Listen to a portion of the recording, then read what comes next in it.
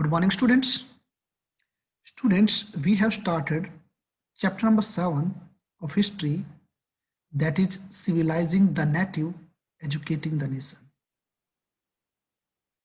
इसके अंदर मैंने आपको बता ही दिया था कि civilising the native and educating the nation से मतलब क्या था। ये उस टाइम पीरियड की बात कर रहे हैं जिस वक्त हमारे इंडिया में ब्रिटिश टाइम पीरियड था। We are under the Britishers and they always thought about Indian that they are backward and to civilize them it's their duty. If they civilize the native, it means they will educate the nation. The purpose behind it is different, but they always said that it's their duty to civilize the natives and educate the nation. Now this chapter, this video part is the second part. Second part में हम देख लेते हैं आगे क्या करेंगे। Well basically जो हम कंटेंट ऑलरेडी डिस्कस कर चुके हैं, हम देख चुके हैं कि how the British education, then we have discussed about the tradition of the orientation. फिर हमने हमारे इंडियन जो एजुकेशन थी या हमारी जो ईस्टर्न एजुकेशन थी वहां पर क्या क्या प्रॉब्लम्स थी, तो उन्हें grave error of the East के बारे में डिस्कस किया। एजुकेशन फॉर कॉमर्स इनको डिस्कस किया। आज हम जो डिस्कस करेंगे वो डिस्कस करेंगे what happened to the local schools. Local schools के साथ क्या हुआ, देन क्या new routines and new rules लागू किए गए, उनको डिस्कस करेंगे। फिर उसके बाद हम agenda of the national education उसको डिस्कस करेंगे, जहां पर ये बात शो होती है कि इंग्लिश जो एजुकेशन है वो हमें इंस्लेव, इट मीन्स दास बनाती है। और उसके बाद टैगोर अ बोर्ड ऑफ पीस, जो शांति निकेतन हम जिसे कह सकते हैं, उसके बारे में डिस्कस करेंगे।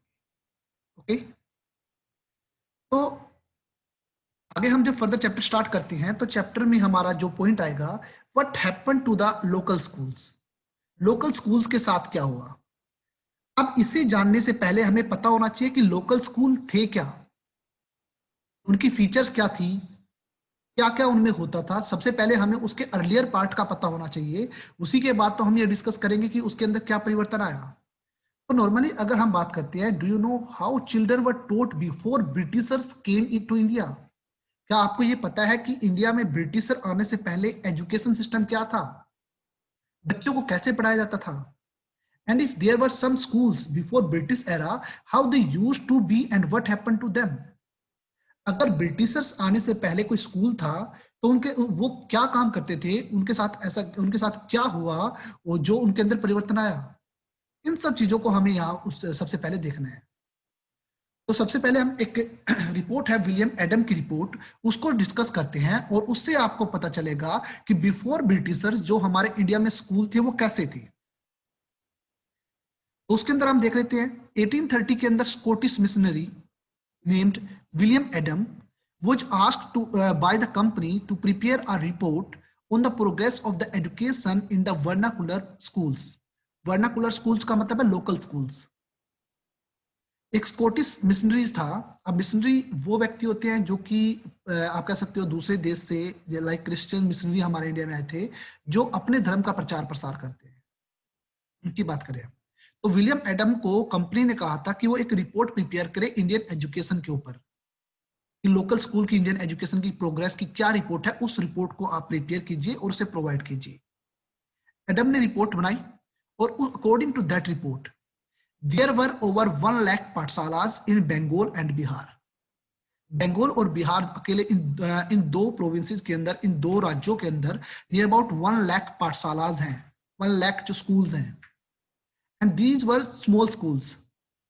And near about जो स्टूडेंट्स की स्ट्रेंथ है यहाँ पर 20 है पर स्कूल पर क्लास।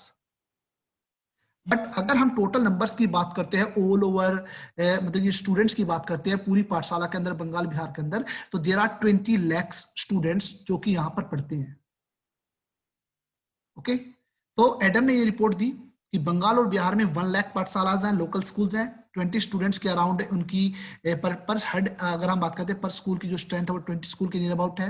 बट ओवरऑल अगर हम बात करते हैं 20 स्टूडेंट की अगर हमने एवरेज दी है तो 20 लाख स्टूडेंट नियर अबाउट बन गए। ठीक है, अब ये स्कूल सेटअप किसने किए थे, तो these schools were basically set up by the wealthy people और you can say by the community. या तो किसी वेल्दी पीपल ने, लाइक कोई जमींदार हो गया तो उसने अपना एक स्कूल सेटअप कर दिया, या फिर क्या किया, किसी पूरी कम्युनिटी ने इकट्ठा होकर अपने कम्युनिटी स्कूल ओपन कर दिया। और कई बार ऐसा होता था कि पर्टिकुलर कोई पढ़ा लिखा इंसान है, उसने ही अपना एक स्कूल ओपन कर दिया, मीन्स टीचर ने ही अपना स्कूल ओपन कर दिया।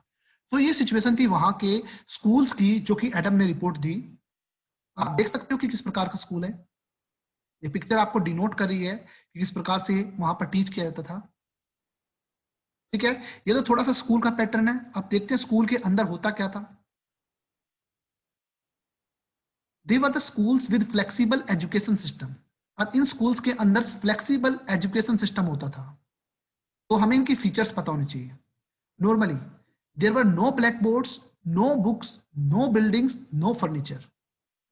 आज जिस तरीके से आप पढ़ते हो ना, ऐसा कोई सिस्टम नहीं था कि ब्लैक बोर्ड हुआ करता है, बुक्स होती है, बिल्डिंग होती है, फर्नीचर, ऐसा कुछ नहीं है। सेकेंड थिंग, कई जगह पर जो क्लासेज हैं they were held under a tree, sometimes at the corner of the shop, temple, and you can say sometimes the teacher home, जिसे हम यहाँ पर टीचर मीन्स गुरु, उसके घर पे होती थी। तो इस तरीके के क्लासरूम वहां पर अवेलेबल होते थे। There is no separate classroom, there is no roll call, कुछ नहीं होता था। सेकेंड थिंग, सभी के सभी स्टूडेंट एक जगह पर बैठते थे। The teacher use to interact separately with the student having different level of the learning. Teacher उनके साथ इंटरेक्ट करता था, ओरल मैनर से इंस्ट्रक्शन दी जाती थी, वो उनको मेमोराइज करते थे और स्टडी होती थी। पुराने समय की बात याद कीजिए कि पुराने टाइम में पीरियड में क्या होता था, ये सब चीजें होती थी। ओके, कोई एनुअल एग्जामिनेशन नहीं था किसी भी प्रकार का, कोई टाइम टेबल नहीं था, किसी भी प्रकार की कोई चीजें नहीं थी। ठीक है, ये पुराना सिस्टम था। अगर मैं फी की बात करता हूं, it was receive according to the status of the pupils family, means student की फैमिली का इकोनॉमिकल स्ट्रक्चर क्या है, स्टेटस क्या है, उसके ऊपर फी का स्ट्रक्चर डिपेंड होता था। ठीक है, तो इस तरीके से ये फ्लेक्सिबल सिस्टम था हमारे इंडिया के अंदर एजुकेशन सिस्टम का बिफोर द ब्रिटिशर्स। ठीक है, तो इस तरीके से आप देख सकते हो सिचुएशन क्या थी। और स्कूल्स में भी एक तरीके से जो टीचर्स हैं वो स्टूडेंट को क्या फ्लेक्सिबिलिटी देते थे। जिस वक्त फसल कटने का समय होता था, मींस हार्वेस्ट का सीजन हुआ करता था, बच्चे क्योंकि रूरल एरिया से बिलोंग करते थे, तो उनकी एक तरीके से वो स्कूल में नहीं आएंगे, वो अपने पेरेंट्स की हेल्प करेंगे। ठीक है, तो इस तरीके से ये एजुकेशन सिस्टम था, और ये फ्लेक्सिबल एजुकेशन सिस्टम था बिफोर द ब्रिटिशर्स। तो इससे आपको पता चलेगा कि किस प्रकार का हमारे लोकल स्कूल्स का सिस्टम था। तो अब इसमें देखेंगे कि परिवर्तन कैसे आएगा। ये पाठशाला थी, दोबारा से फिर कमेंस की जाती थी आफ्टर द क्रॉप्स, जब क्रॉप कट हो जाती थी, पीजेंट्स के जो बच्चे थे उनकी हेल्प कर दिया करते थे, उसके बाद दोबारा से ये चीजें जो थी वो की जाती थी, मीन्स वो पाठशाला फिर से लागू की जाती थी। Clear students? Now this is the system before the Britishers. आगे देखते हैं।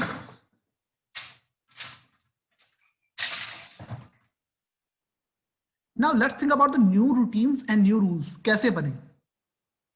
अर्लियर द कंपनी वो just only concern about the higher education. शुरुआती दौर में उसने क्या किया, हायर एजुकेशन से रिलेटेड डिसीजन लिए थे। वो कभी भी लोकल पाठशाला के अंदर किसी भी प्रकार का इंटरफियर नहीं कर रही थी। But after 1854 the company took a decision to improve these type of local schools. इन स्कूल्स को, लोकल स्कूल्स को इंप्रूव करने की उन्होंने कोशिश की। मींस 1854 से पहले वो जस्ट ओनली हायर एजुकेशन से रिलेटेड डिसीजन ले रही थी, बट आफ्टर 1854 उन्होंने क्या किया, उन्होंने लोकल स्कूल्स की जो एजुकेशन थी उसको इंप्रूव करने की बात की गई। कुछ पंडित्स को अपॉइंट किया गया, उनको 4 to 5 स्कूल्स प्रोवाइड कर दिए गए, उनको इंचार्ज बना दिया गया स्कूल्स का, और उनको अपॉइंट किया गया कि वो उसके एजुकेशन सिस्टम को इंप्रूव करने के लिए वहां पर बार बार विजिट करें, वहां पर देखें कि एजुकेशन सिस्टम क्या है। तो इस तरीके से उनको इंप्रूव करने की बात उन्होंने की। Okay, now let's discuss about the some new feature जो कि इंट्रोड्यूस की गई थी पाठशाला के अंदर या लोकल स्कूल्स के अंदर। पहले हमने डिस्कस कर लिया, अब देखते हैं चेंजेस क्या आया। Number 1, teaching now was to be based on textbooks. पहले कोई ब्लैक बोर्ड नहीं था, कोई टेक्स्ट बुक्स नहीं थी, कोई स्पेशल फर्नीचर नहीं हुआ करता था, but now teaching will be based on the textbooks. अब टेक्स्ट बुक्स प्रोवाइड की जाएंगी। पहले कोई एग्जामिनेशन सिस्टम नहीं था. Now there will be annual examination was to be conducted. उससे पहले फीस का कोई वो नहीं था, इकोनॉमिकल स्टेटस के आधार पे होता था, बट अब स्टूडेंट्स को एक रेगुलर फी जो कि सभी की सेम रहेगी वो पे करनी पड़ेगी. And the gurus were asked to submit periodic report and take class as per the time table. जो टीचर है उनको पीरियोडिक रिपोर्ट बनानी पड़ेगी कि बच्चे की परफॉर्मेंस क्या है, साथ ही साथ according to the time table वो उनको एजुकेशन प्रोवाइड करेंगे. इवन स्टूडेंट्स को रेगुलर क्लास अटेंड करनी पड़ेगी. They have to sit at a fixed place. They have to obey all the rules and regulations. So these new features were introduced in the local schools. These are the new routines and new rules which was introduced by the Britishers in our Indian local schools. Right? So this is the difference between these two. तो आपके पास ये distinguish के manner में question आ सकता है कि पुराने time में पाठशाला कैसी होती थी और न्यू जो रूल्स थे वो कैसे इंट्रोड्यूस किए गए. सो distinguish between them you can see, right? आगे देखते हैं. now government start to grant, या you can say providing the पाठशालास.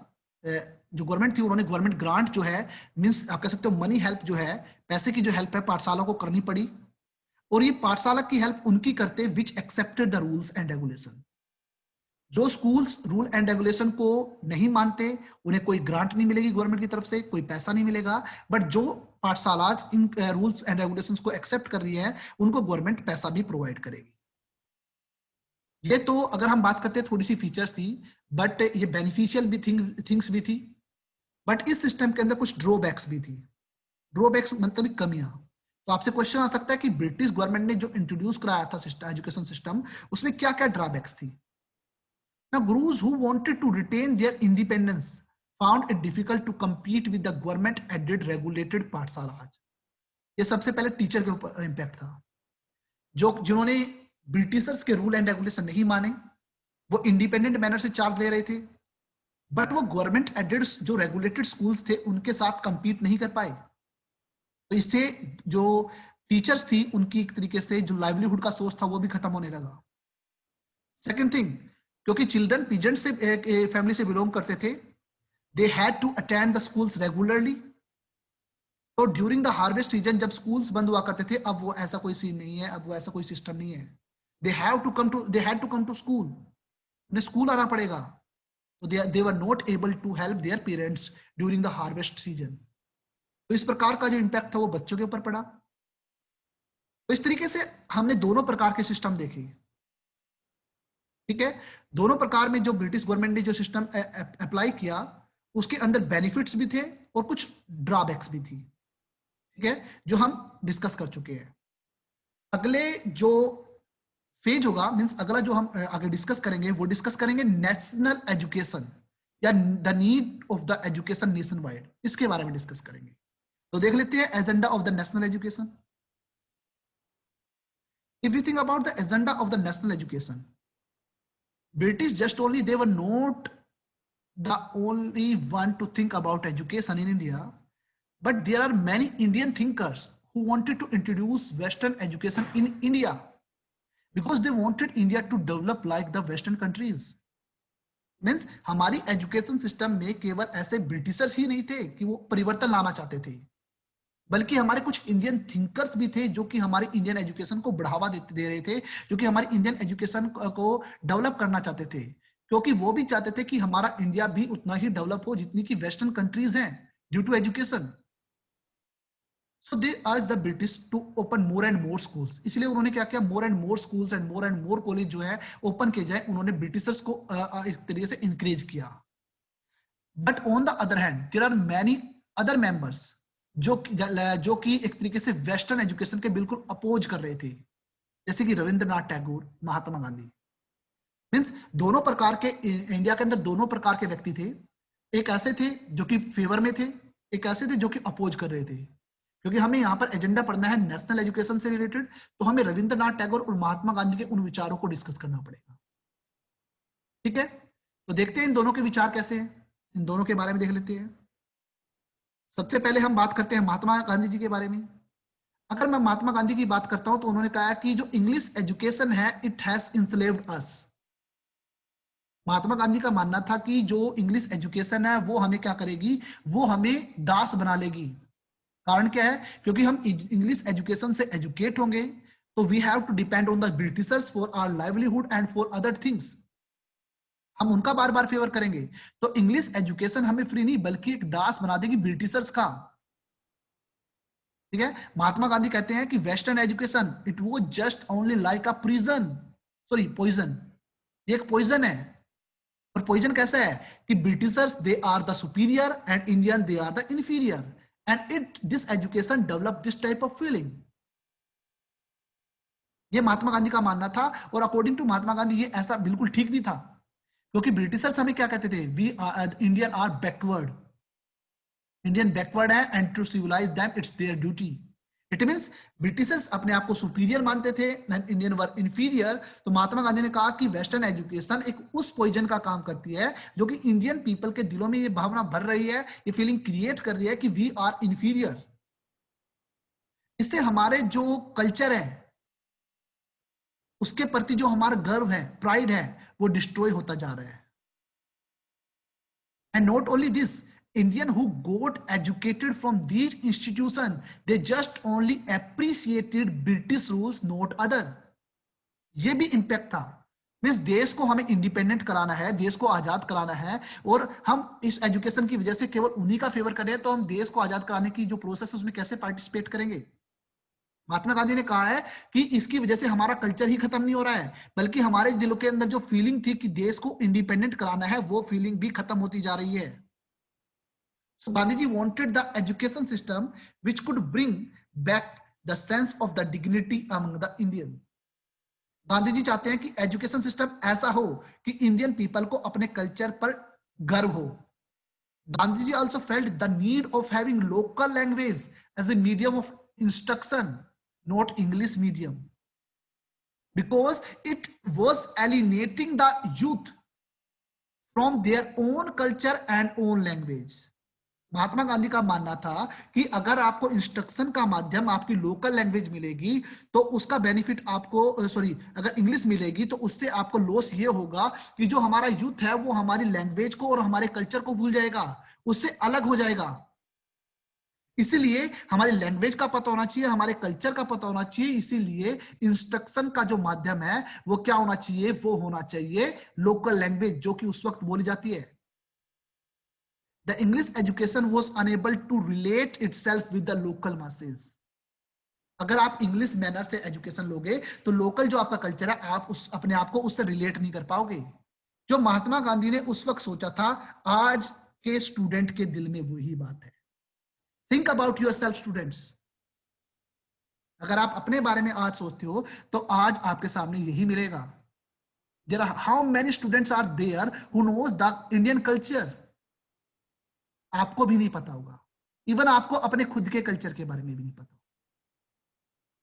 हमारा इंडियन कल्चर लगातार खोता जा रहा है due to the impact of the western culture and the western method of the giving education. Okay, leave this thing, right student, I think so ये आपको clear हो चुका होगा। अब महात्मा गांधी ने क्या कहा, western education it just only focused reading and writing. जबकि महात्मा गांधी का मानना था कि हमें प्रैक्टिकल लर्निंग के ऊपर प्रेशर देना चाहिए, स्ट्रेस डालना चाहिए, जहां पर एक व्यक्ति अपनी स्किल और प्रैक्टिकल नॉलेज के माध्यम से अपने माइंड को डेवलप कर सके, सोचने समझने की जो शक्ति है उसे डेवलप कर सके और अपने जीवन के बारे में सोच सके। तो practical learning must be there, not reading and writing just only. Reading और राइटिंग नहीं करनी, प्रैक्टिकल लर्निंग होनी चाहिए, तब जाकर व्यक्ति अपने आप को डेवलप कर सकता है। ये महात्मा गांधी जी का मानना था। As the nationalist thought grew stronger, जैसे जैसे नेशनलिस्ट थॉट स्ट्रोंगर बनते चले गए, बहुत सारे जो अदर थिंकर्स थे उन्होंने क्या किया, जो इंडिया का नेशनल एजुकेशन का ये महात्मा गांधी की थ्योरी थी उसे अडॉप्ट किया और ब्रिटिश एजुकेशन सिस्टम के अपोज किया। जैसे जैसे जो नेशनलिज्म की जो फीलिंग थी वो क्रिएट होने लगी, जैसे जैसे देश को आजाद कराने वाली जो नेशनलिस्ट मूवमेंट थी वो बढ़ने लगी।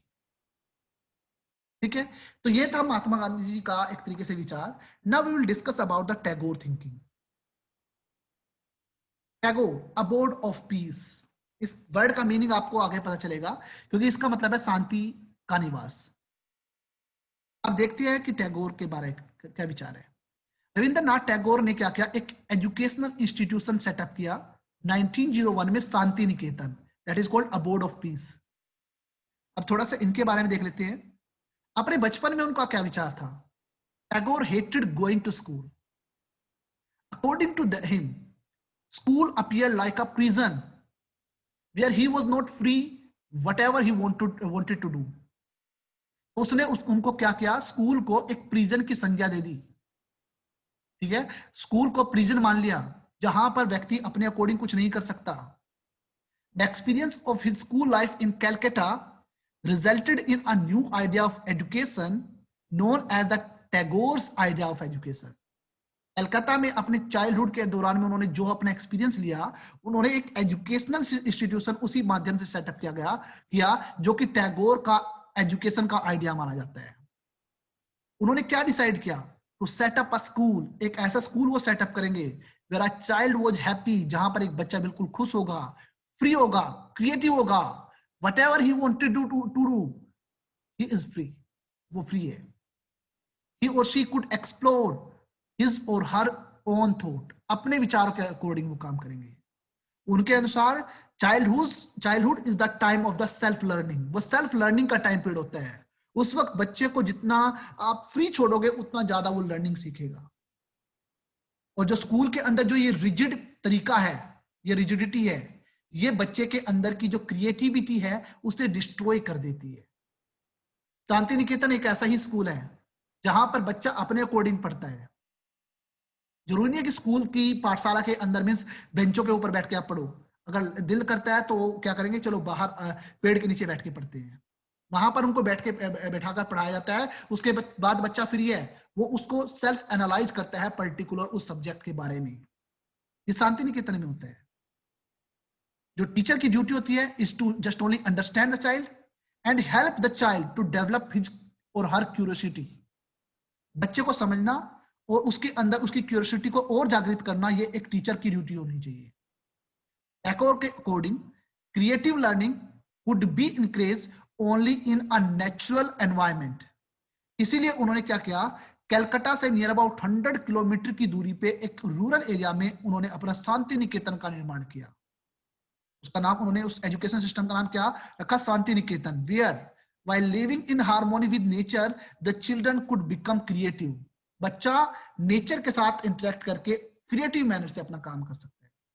अपने इस आइडिया को इंप्लीमेंट करने के लिए शांति निकेतन को 1901 के अंदर कलकत्ता से नियर अबाउट 100 किलोमीटर अवे एक रूरल एरिया में उन्होंने सेटअप किया। ठीक है, ये था टैगोर जी के विचार। अब अगर मैं महात्मा गांधी और टैगोर जी की बात करता हूं, एजुकेशन सिस्टम से रिलेटेड थोड़े थोड़े विचार उनके मिलते भी हैं, but there are lot of differences also. अगर मैं डिफरेंस की बात करता हूं तो डिफरेंस की अगर मैं बात करूंगा तो गांधी जी जो थे they were totally against western education system. But अगर मैं टैगोर की बात करता हूं तो उन्होंने कंबाइंड एलिमेंट की बात की। सिस्टम में हमारा ओल्ड मेथड भी होना चाहिए बट न्यू मेथड भी यूज होना चाहिए। टीचर पढ़ाएगा, पर्टिकुलर इंस्टीट्यूशन होगा, टीचर वहां पर पढ़ाएगा, देन बच्चा अपने अकॉर्डिंग काम करेगा। यहां पर उन्होंने टीचिंग के अंदर साइंस, आर्ट, म्यूजिक, डांस, हर एक चीज को इंप्लीमेंट करने की बात की गई। तो this is the difference between Mahatma Gandhi and Rabindranath Tagore's idea of education. Okay, now students, we are going to conclude the chapter. So we can say that many individuals were thinking about the way of national education system. बहुत सारे व्यक्तियों ने सोचा कि design कैसा होना चाहिए, खासकर डिजाइन करने की बात की गई। Some wanted change within the education system set by the Britishers, और कुछ उसी को एक्सटेंड करना चाहते थे। ब्रिटिशर जो एजुकेशन सिस्टम इंप्लीमेंट किया गया, कुछ उसमें चेंज चाहते थे और कुछ उसे ही इंप्लीमेंट करना चाहते थे, उसे ही एक्सपेंड करना चाहते थे। But others wanted to alternative system to educate people in a truly natural culture, और कुछ चाहते थे कि पीपल को एजुकेट एक ट्रूली मैनर से अदर सिस्टम से किया जाए, कुछ अल्टरनेटिव अलग चाहते थे। ठीक है, अगर मैं इस नेशनल एजुकेशन सिस्टम की बात करता हूं तो ये नेशनल एजुकेशन सिस्टम हमारा पास्ट में ही नहीं था बल्कि आज भी चला हुआ है। It is still prevalent in our society. ये डिबेट लगातार चलता रहेगा, लगातार बढ़ता रहेगा, and we have to explore new and new ideas, हमें और वो इंप्लीमेंट करने होंगे. So students, this is all the chapter. Now chapter is complete. I think everything is clear to all of you. If you have any doubt, you can ask me. Okay, I think there is no doubt to all of you. So I'm going to end the meeting. Thank you.